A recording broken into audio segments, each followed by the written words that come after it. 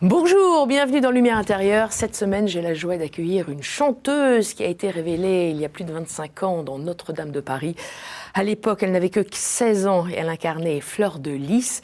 Après avoir chanté, elle danse désormais. Et c'est l'une des stars d'ailleurs de Danse avec les stars, la bien nommée. Après 8 albums, 6 disques d'or, elle vient nous présenter son 9e album, sans doute le plus spirituel d'entre eux. Vous l'avez sans doute reconnu, Julie Zenati est mon invitée. Je suis ravie de vous accueillir, Julie. Merci beaucoup. Merci d'être de retour sur KTO, dans Lumière Intérieure qui plus est, puisque vous étiez ici il y a 5 ans, donc vous connaissez l'émission, vous connaissez la formule. Tout à fait. Et vos titres, vos chansons ont largement changé depuis ces 5 années. Puisqu'à l'époque, je me souviens, j'ai revu l'émission, vous nous parliez de votre single « Tout est plus pop ». Là, désormais, on a envie de dire tout est plus mystique, tout est plus spirituel, avec ce 9e album, très beau, Le Chemin. 11 titres, avec des titres très spirituels, Au-delà, Vertical, Reste la prière. Qu'est-ce qui s'est passé en 5 ans? Le temps, je pense, le temps qui passe fait qu'on change de point de vue, qu'on cherche une forme d'espoir dans la vie, dans ce qu'on fait, dans les gens. Et puis parfois, même quand on a les pieds très ancrés au sol, on a besoin de lever la tête et de se demander si il n'y a pas des choses qui pourraient nous dépasser.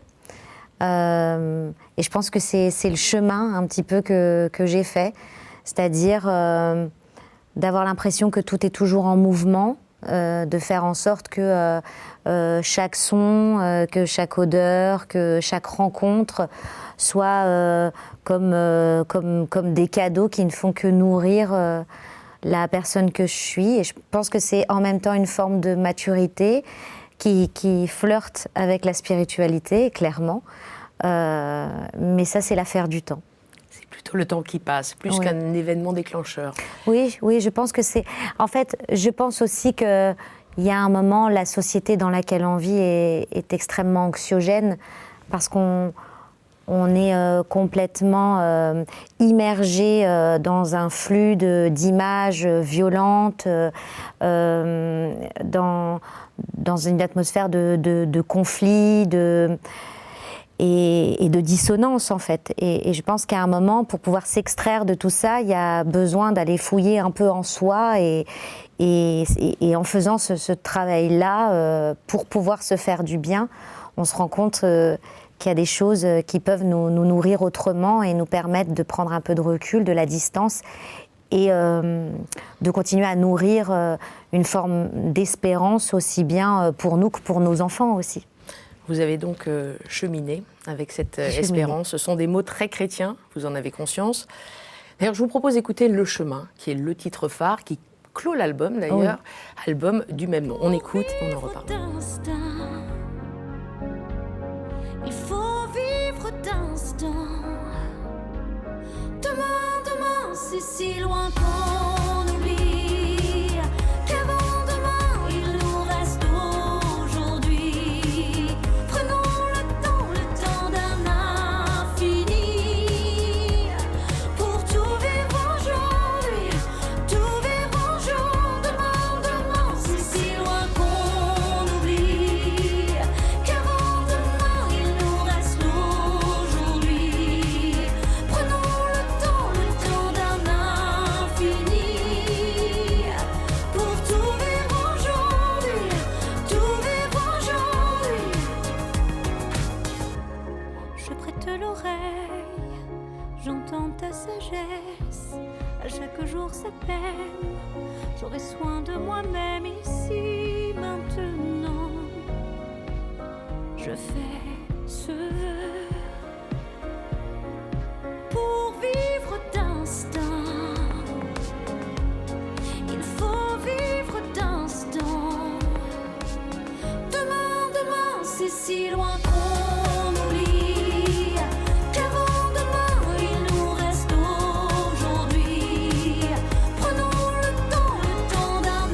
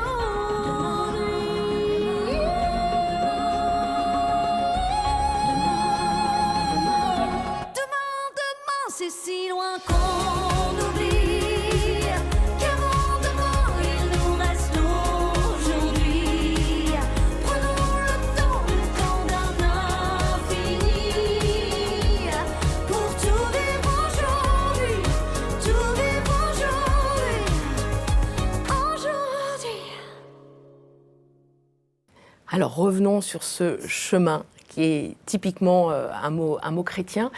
J'ai écouté les paroles attentivement. Je me demandais, on est entre la Genèse et l'Apocalypse. C'est ça. Dans votre texte. Oui. Qu'est-ce que vous avez voulu dire en fait? Eh bien, je pense que c'est lié à mon propre chemin, c'est-à-dire que je suis au début de quelque chose et j'en explose d'autres pour pouvoir continuer à me frayer un chemin. C'est exactement l'endroit où je me situe. Entre la Genèse et l'Apocalypse, Complètement. la naissance et la mort. Complètement. Oui, complètement. Et j'aime l'idée de se dire que et la vie et la mort peuvent cohabiter, qu'en fait c'est très doux de penser à ça. Quand on est petit, on a très très peur de... quand on est petit, on n'a aucune notion de ce qu'est la mort. Il y a quelque chose d'un peu presque onirique. Et puis en grandissant, on a de plus en plus peur de la mort. Et je crois qu'en avançant dans le temps et en vieillissant, où on a besoin de se rassurer en se disant « c'est pas si pire, la fin ne sera pas si dure », ou peut-être que tout simplement, c'est encore une histoire de chemin, on chemine et on se dit que... on est de passage ici et maintenant, et peut-être on sera de repassage à un autre endroit, à un autre moment. Pourquoi pas?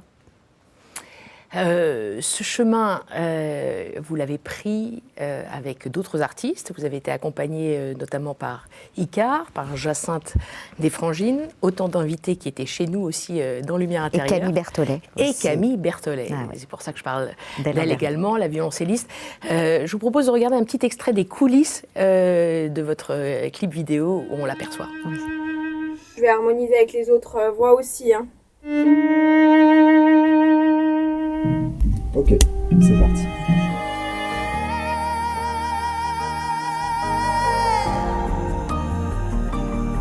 Mais je sais qu'aujourd'hui je n'aurai pas le courage d'avancer.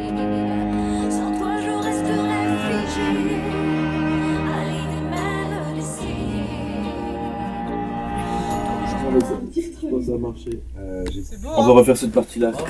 Tu veux qu'on réécoute cet endroit-là? Oui.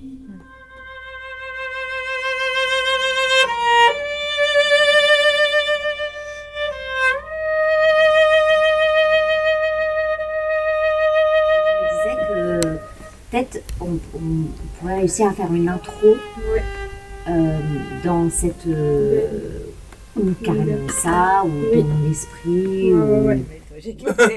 si c'est Même si t'en as envie, ouais. Les yeux, ça m'effraie. Qui restera pour nous guider? Qui restera pour nous guider? Reste la prière. Ne reste que la prière. Ne reste que... Alors justement, Camille Berthollet, dont on parlait, qui a été aussi notre invitée dans Lumière Intérieure, il y a un très beau duo entre vous. Surtout sur cette chanson, Reste la prière. Pourquoi cette prière? C'est une chanson que j'ai écrite avec un ami qui s'appelle Oden. Et on a écrit cette chanson, on a écrit ensemble et on se racontait chacun notre histoire. Moi, je sais pourquoi j'ai écrit cette chanson-là. Il y a un mot dans cette chanson qui peut faire comprendre là où moi je voulais aller. Mais cette chanson-là, je l'ai écrite après le 7 octobre. Parce que moi...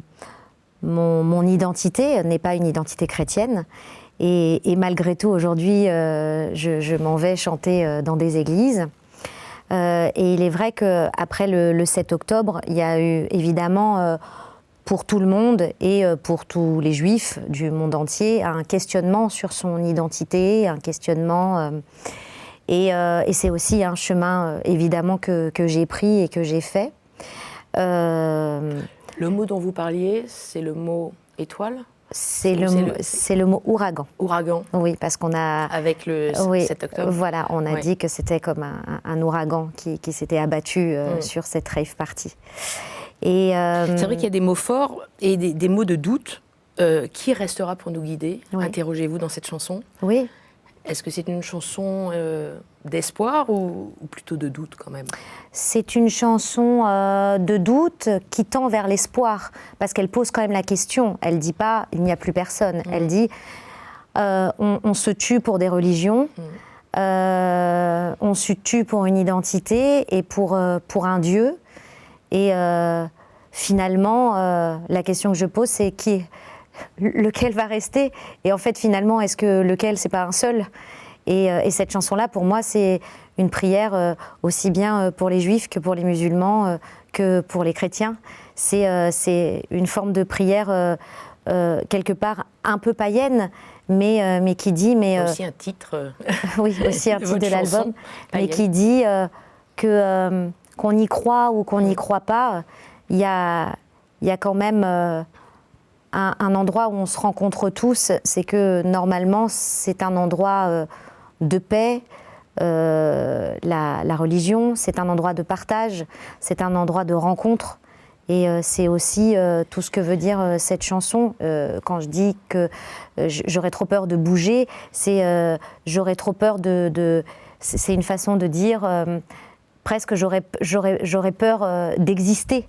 Et pour moi, c'était important que dans cet album-là, qui va être chanté dans des églises, que je ne perds pas mon identité aussi. Et ma culture, c'est le judaïsme. Alors justement, c'était effectivement ma dernière question là-dessus. Pourquoi avoir fait ce choix d'une tournée dans les églises? Vous avez entamé cette tournée dans l'église Saint-Jean-Baptiste à Belleville. Oui. Et vous allez continuer à travers la francophonie, notamment la Belgique et la Suisse. Pourquoi dans les églises? Parce qu'on m'y a invité, tout simplement.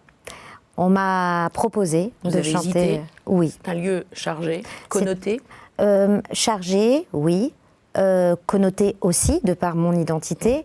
Et puis parce que on a une façon de figer la religion, ça comment on dit, ça cristallise beaucoup de questions, d'angoisse et aussi de haine dès qu'on vient à parler de religion.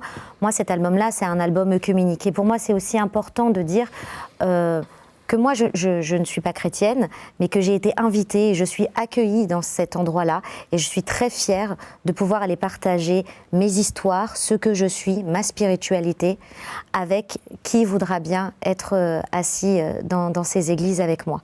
Et c'est une façon de dire aussi que finalement, si on repart, qu'est-ce qu'une église? Une église, c'était l'endroit qui trônait au milieu des villages, qui permettait aux gens qui avaient froid de venir se réchauffer, qui permettait aux gens qui ne savaient pas lire de se raconter des histoires en regardant des vitraux.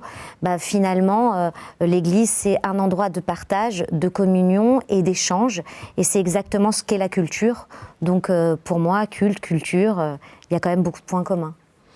Je vous propose de passer à la deuxième partie de l'émission que vous connaissez. Est-ce que vous vous souvenez, il y a 5 ans, les 4 mots qu'on vous a proposés? Non. Non, je vais vous les donner. Racine, Oui. beauté, fragilité, sacré. Je vous en propose 4 autres qui sont issus des titres des chansons de cet album, D'accord. Le Chemin. Ok. Comme ça, on continue notre On cheminement. continue. À tout de suite, Julie. À tout de suite.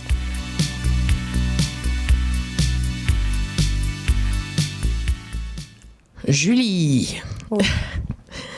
est-ce que vous êtes bien depuis tout à l'heure? Ça va. Alors, je vous propose mon premier mot qui est en lien avec l'une de vos chansons. Vous allez peut-être la reconnaître, sans doute la reconnaître. C'est le mot aveu. Aveu. Si j'avoue. Aveu. J'aime beaucoup ce mot. J'aime beaucoup ce mot parce que il est humble. Et je pense que l'humilité, c'est la clé pour être bien avec l'autre. Et cette chanson, si j'avoue, là pour le coup, elle parle de mon identité. En fait, j'avais vu un reportage, justement, c'est toujours en lien avec le 7 octobre. D'ailleurs, ces chansons s'enchaînent dans l'album, et c'est pas pour rien, parce que je raconte une histoire et un parcours et un chemin. Je voyais des gens qui retiraient de leur porte leur mezouza, qui changeaient leur nom sur les taxis, quand c'était trop connoté juif. Et je me suis mise à la place de tous ces gens, qui sont souvent des personnes âgées, qui avaient vécu la Shoah. et qui voyait tout ce qui se passait comme ça a pu se passer dans le passé. Nous, on a appris ça dans les livres, mais quand on a vu toute cette montée d'antisémitisme exploser, il y a eu vraiment un sentiment de repli et de peur très fort. Et quand j'ai vu ce reportage, je me suis dit qu'il était important que je parle de ça, de ce moment où on préfère cacher d'où on vient, alors que d'où on vient, c'est aussi ce qu'on est. Et il n'y a pas de honte à être ce qu'on est. Moi, je sais que j'ai grandi dans les années 90, puisque je suis née dans les années 80. Et la question de la religion, de l'identité, elle ne se posait pas. C'était plutôt hyper fun de se dire « Ah bah toi, en ce moment, c'est quoi? C'est Kippour. Ah bah moi, c'est le Ramadan. Ah bah moi, c'est Carême. » Et on échangeait. En fait, tout ça, c'est de la culture. Et ce sont des histoires. Et du coup, ça m'avait fait beaucoup de peine de voir ça, de voir des vieilles personnes retirer leur mezouza. Et ce pourquoi ils se sont battus à un moment, ils mettaient ça sous le tapis. Voilà, donc cette chanson, c'est ça. Il vous semble qu'il est plus difficile aujourd'hui de porter justement cette identité ? Je pense que de manière générale, il est très difficile de porter une identité, en fait. Et c'est ça qui me... Moi, je suis pour la laïcité, je suis pour tout ça, mais je ne comprends pas qu'on puisse avoir peur de ses origines. Je ne comprends pas qu'on puisse avoir peur de sa sexualité. Je ne comprends pas tout ça, je le comprends pas parce que je n'ai pas été éduquée comme ça et parce que je pense qu'il y a de la place pour tout le monde. Est-ce que vous avez plus envie aujourd'hui de revendiquer d'une certaine façon votre identité ? Non, revendiquer, c'est pas le mot juste. Je veux pas revendiquer, je veux pas faire de prosélytisme, mais c'est juste qu'à un moment, mon histoire, ce que je chante, c'est mon histoire, c'est ce que je suis. Et dans mon chemin, il y a ça, et cet album, c'est aussi ça. C'est un pont, en fait. C'est un pont entre différentes cultures, entre différentes croyances. Et comme finalement dans la Bible, je raconte une histoire, à mon niveau, hein, évidemment, je m'entends. C'est vrai qu'il y a des textes qui proviennent des évangiles ou de la Bible dans vos chansons. Pour revenir sur ce mot de l'aveu, c'est vrai qu'il véhicule également cette notion de vérité versus le mensonge. Est-ce que ça aussi, ce sont des mots qui sont forts pour vous ? La vérité, oui. D'ailleurs, dans mon album Blanc, il y avait une chanson qui s'appelait La vérité. Et d'ailleurs, mon premier album, il y avait une autre chanson qui s'appelait La vérité m'attire. C'est marrant. Comme quoi, j'ai dû cheminer vers la vérité, puisque j'ai commencé par La vérité m'attire, pour aller finalement à mon 7e album ou 6e album sur la vérité.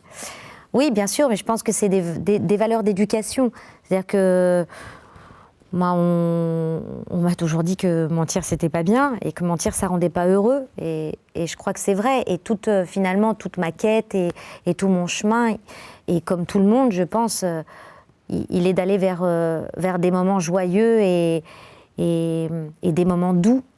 Donc, je pense que pour ce faire, on a besoin de vérité aussi bien face à soi que face à l'autre. Est-ce qu'il est toujours facile d'être en vérité ? Non, je crois que c'est pas simple d'être toujours en vérité. Et je pense que parfois, on se fourvoie aussi dans une vérité qu'on se raconte. Je pense que la vérité, c'est comme un mouvement. Pareil, ça bouge, ça mute, parfois ça s'adapte. Mais pour pouvoir finalement être le plus proche de sa vérité, il faut être capable de pouvoir faire des aveux. Donc finalement, tout ça peut s'étirer. Et on retombe sur l'aveu. Allez, je vous propose mon deuxième mot. C'est le mot réveil. Vous savez pourquoi ? Bien sûr. Écho à la chanson. Dès que je me réveille. Dès que je me réveille. Et ensuite, je rêve. Et oui. Est-ce que vous rêvez toujours ? C'est le refrain d'ailleurs. Oui, je rêve toujours. Ou êtes-vous plus lucide aujourd'hui ? Je pense que j'ai une lucidité éveillée, ce qui fait que ça me provoque un réveil qui me donne envie de rêver. C'est-à-dire? Je pense que je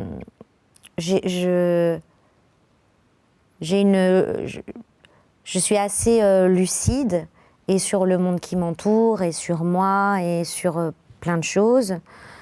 Après, parfois, la lucidité peut tendre à quelque chose parfois de triste ou douloureux, où on peut regarder toujours le verre à moitié plein. Oui, c'est comme ça qu'on dit, à moitié plein. Et finalement, chemin faisant et temps passant, je me suis rendu compte qu'on pouvait aussi être lucide, mais éveillé, c'est-à-dire actif dans sa lucidité. Et d'essayer parfois de faire bouger les choses quand on estime qu'elles ne nous font pas du bien. Donc, j'essaie de faire des rêves actifs. C'est joliment dit, des rêves actifs. Avec des engagements, être utile aux gens. C'est aussi un mot que vous aimez beaucoup, l'utilité. Oui. Rendre service, être là pour l'autre. C'est vrai que vous êtes une femme d'engagement en faveur de plusieurs causes. Les femmes déscolarisées, les femmes tout court, les femmes battues, les homosexuels. Mm-hmm. Vous portez beaucoup de causes comme ça, Julie Zenati. Il est vrai que j'ai cette chance d'être une forme de porte-voix, entre guillemets, de par ma notoriété et mon parcours, quoi. Et ça me semble complètement normal de rendre ce qu'on me donne. Moi, on me donne beaucoup de joie, beaucoup de plaisir. J'ai la chance, depuis 25 ans, de faire ce que j'aime. Et si ma petite voix peut permettre de mettre en lumière certaines causes, certains destins, j'essaie de le faire le plus possible. Pour moi, c'est une forme de devoir, en fait. J'ai longtemps... Enfin, on m'a toujours dit que ma voix, c'était un don. Et moi, j'ai toujours refusé ce mot-là parce que je le trouve un peu prétentieux. Mais quelque part, sans prétention aucune, je me dis que j'ai la chance d'avoir la voix que j'ai, donc autant qu'elle serve, et plutôt qu'à moi, aux autres. Et c'est aussi un peu le principe de cet album-là, c'est pour moi le chemin, c'est une main tendue. Je pense que j'ai jamais autant parlé de moi dans un album qu'en parlant des autres. Et le chemin, c'est ça. Pour revenir à cette chanson, et notamment ce mot « réveil », la deuxième phrase de votre chanson, « Quand je fixe le sol », c'est « j'aime mes pieds ». Vous parliez de la main tendue, là je parle de vos pieds. Il y a aussi un réveil, et on va reparler du temps qui passe, et peut-être d'un changement, d'une maturité, d'une lucidité que vous évoquez, puisque vous avez été une femme assez complexée à une époque. Oui. Fragile, ça a été d'ailleurs le titre de votre premier album et le mot qu'on a utilisé il y a 5 ans dans cette émission. Ce réveil, il est à tout point de vue aussi. Oui, mais il n'est pas dans le sens qu'on pourrait penser.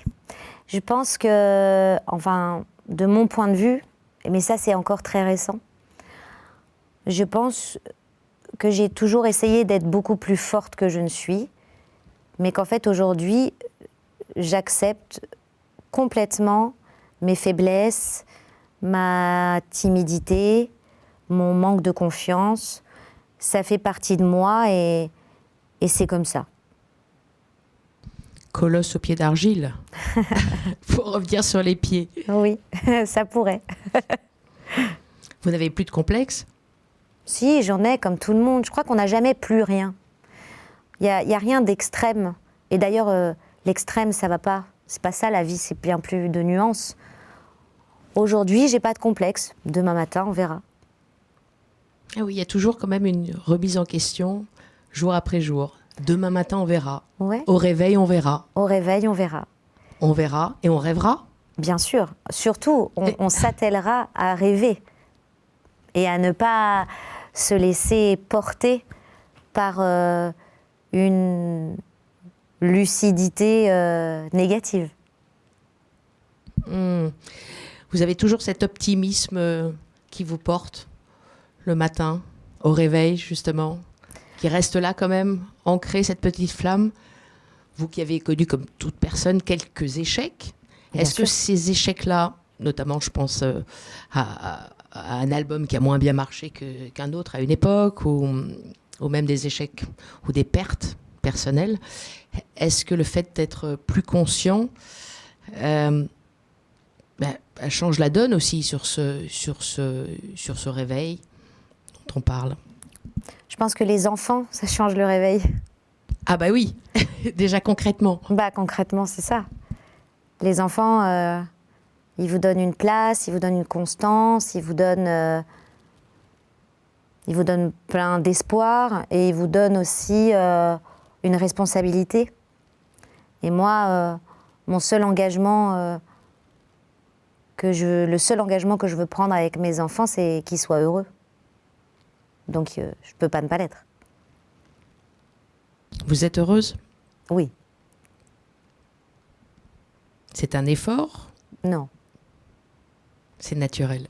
C'est une acceptation.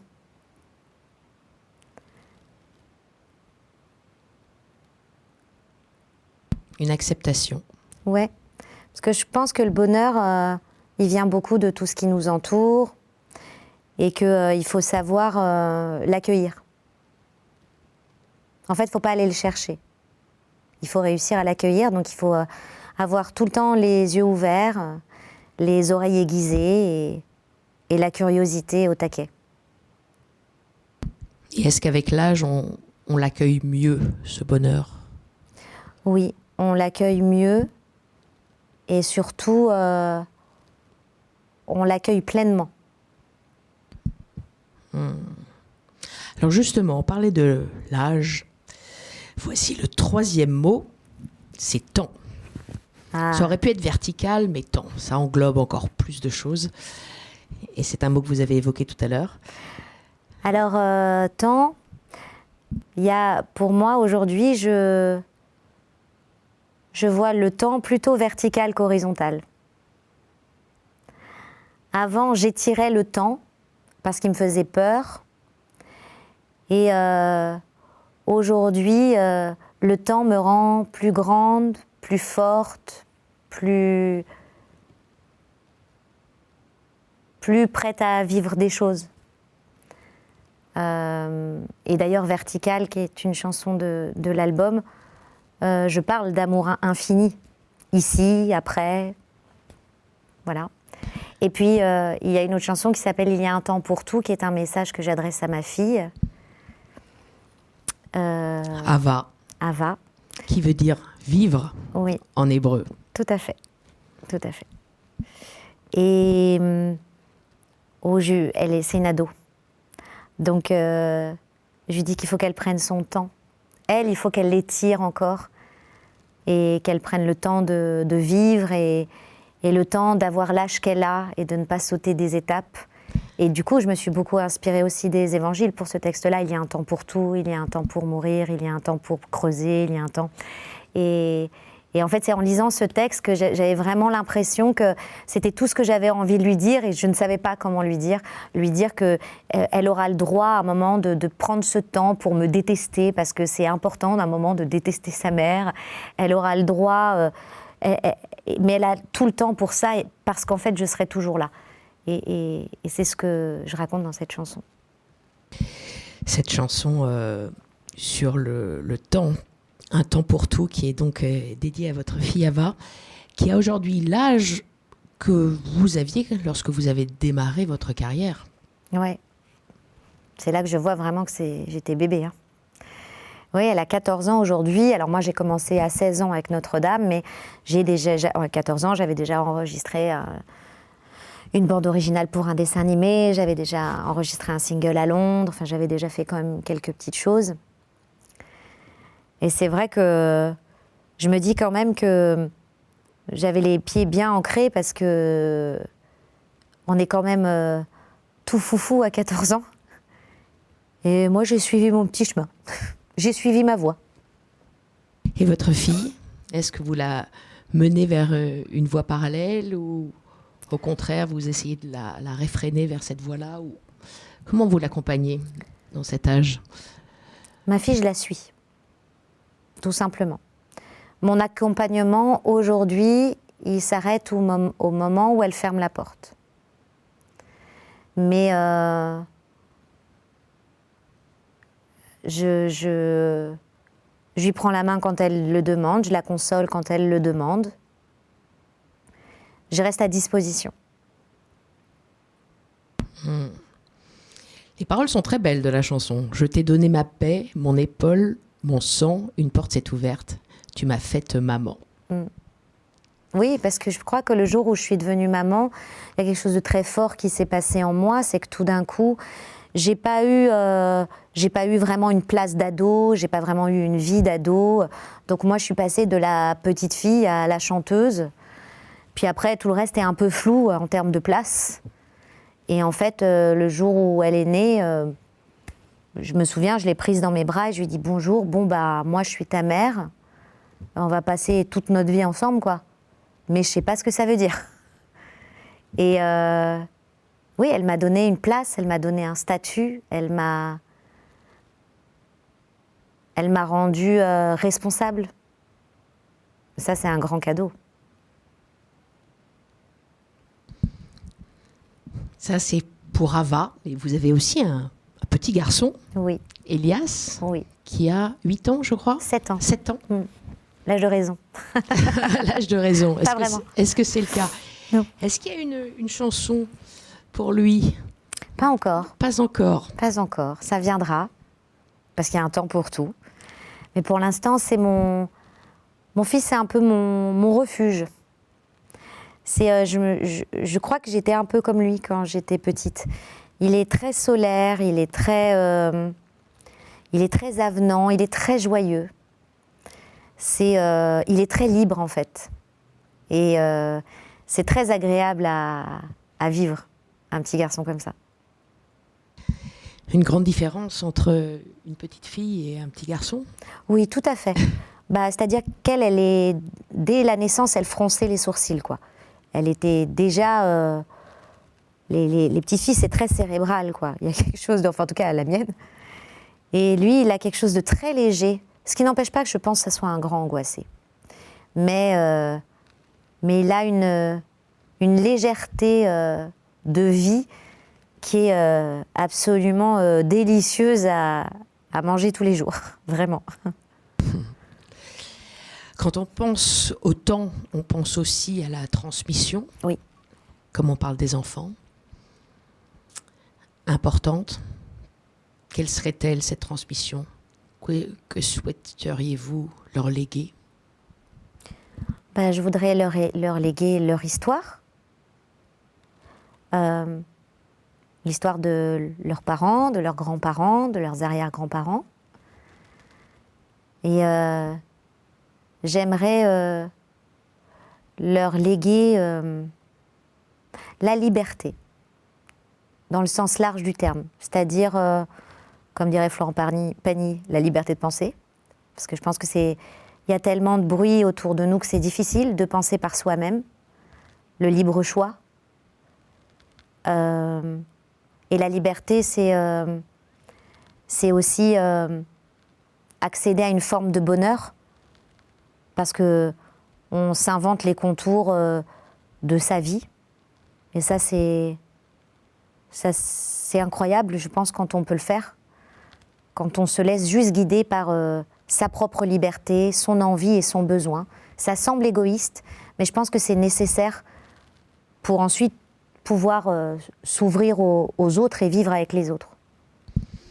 La liberté, c'est votre valeur la plus importante? Oui, parce que pour moi, dans la liberté, il y a le respect. Dans la liberté, il y a l'amour, parce qu'il y a l'amour de soi. Donc quand on peut s'aimer soi, on peut aimer l'autre. Donc il y a tout ça. Passons de l'amour à l'au-delà. Oh. 4e et dernier mot, qui résonne aussi avec le titre d'une de vos chansons, bien sûr. Ce n'est pas moi qui ai écrit ce texte. C'est Seb Korn qui a écrit ce texte, Au-delà. Voilà. Avec des phrases fortes, Ouais. j'ai dû toucher le fond pour boire à l'au-delà. l'au-delà. Avec ce jeu de mots sur l'eau vitale et l'au-delà céleste. Bah, je pense qu'on prend conscience de soi quand on touche le fond, je pense. On prend conscience de qui on est et de son environnement quand les choses dérapent et on se raccroche à des choses pour pouvoir remonter. Et des choses qui ne sont pas touchables, si je puis dire. Et je pense que c'est dans des moments de trouble qu'après avoir regardé à droite, à gauche, on lève la tête. J'ai l'impression que ce sont des moments où on essaye de se connecter à des choses qui nous dépassent pour pouvoir sortir la tête de l'eau. Au-delà. Et vous vous connectez à quoi? À qui? Moi, j'aime à dire que je crois, mais je ne sais pas en quoi. Mais je crois.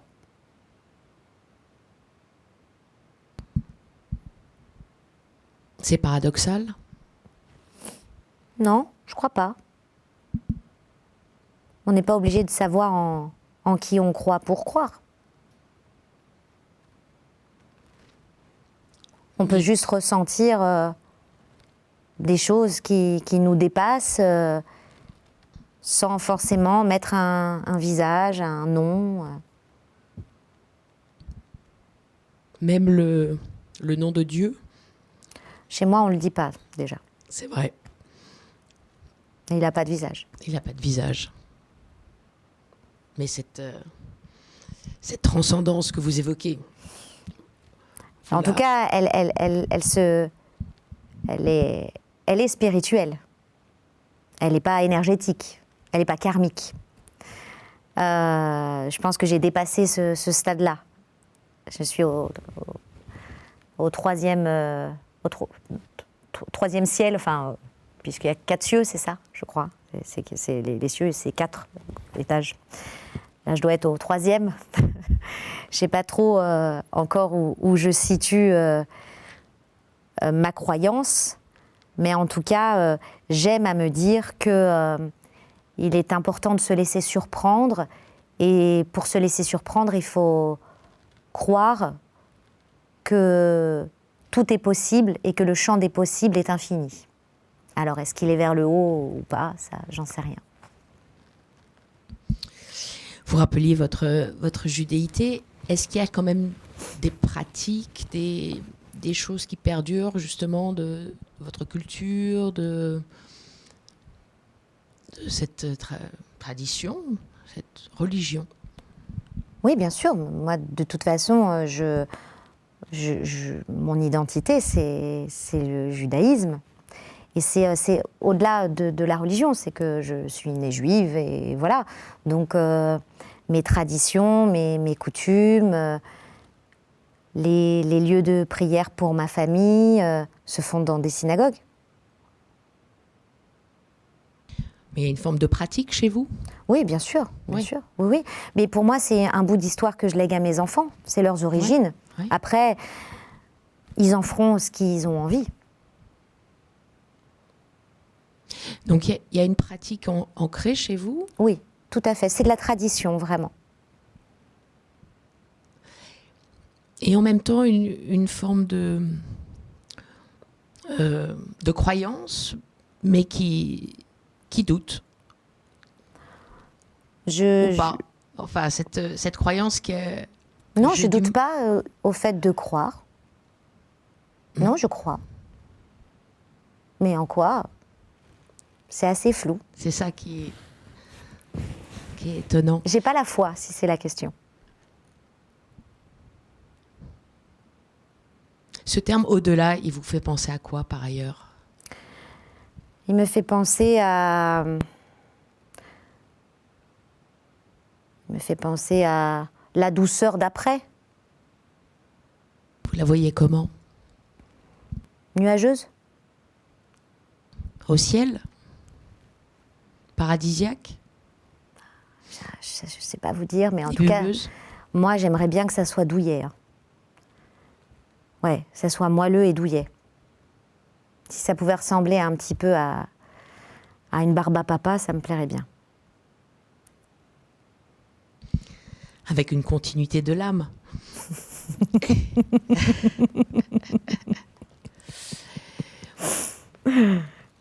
Oui, pourquoi pas? Pourquoi pas? Pourquoi pas?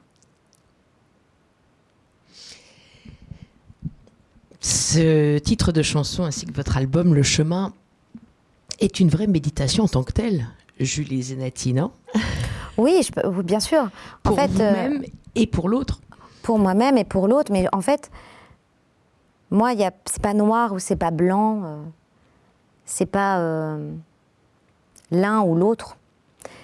Je pense que beaucoup de choses dans la vie mutent, changent, se bousculent, mais la vie, c'est ça, c'est un éternel mouvement. Et je pense que pour les gens qui ont la foi, ils ne croient pas tous les jours. C'est comme l'amour, on n'aime pas tous les jours, on n'aime pas tous les jours de la même manière son mari, on n'aime pas... et je pense que c'est pareil, il y a des jours où on y croit plus que d'autres, et il y a des jours où on a besoin d'y croire, et puis il y a des jours où on ne croit plus en rien. Je pense que le doute, ça fait partie d'un chemin de vie. Et le fait de douter, c'est ce qui fait qu'on est très humain. Merci beaucoup pour Merci. ce beau partage. Je reviens auprès de vous pour la conclusion. Ça va. Julie, à tout de suite. Merci.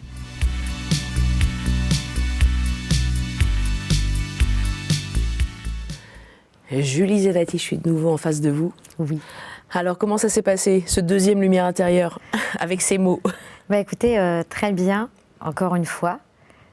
Je pense que j'ai un peu cheminé depuis la dernière fois. Mais c'est marrant, je reste assez fidèle à je crois, mais... À votre chemin.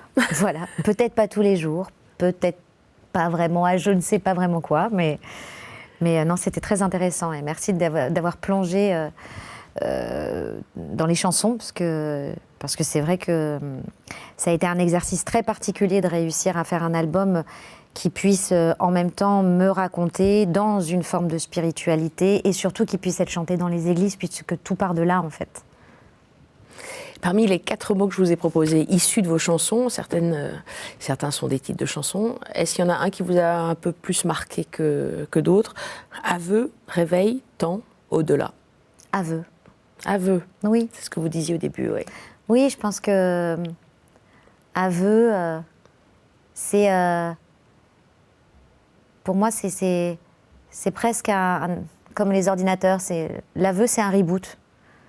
Donc, c'est encore plein de chances qu'on met dans ses poches. Cet album, c'est un peu un aveu aussi? Oui, c'est aussi un peu un aveu et c'est une chance.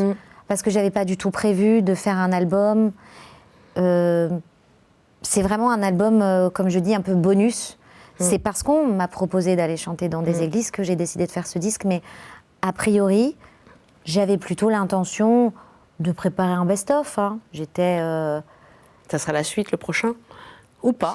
Mais en Pas fait, sûr. je ne sais pas. Je me suis toujours laissée porter par ma voix, vraiment. C'est toujours elle qui a décidé de ce qu'on allait faire. Et bien là, elle a décidé qu'on allait chanter dans les églises. Alors on y va.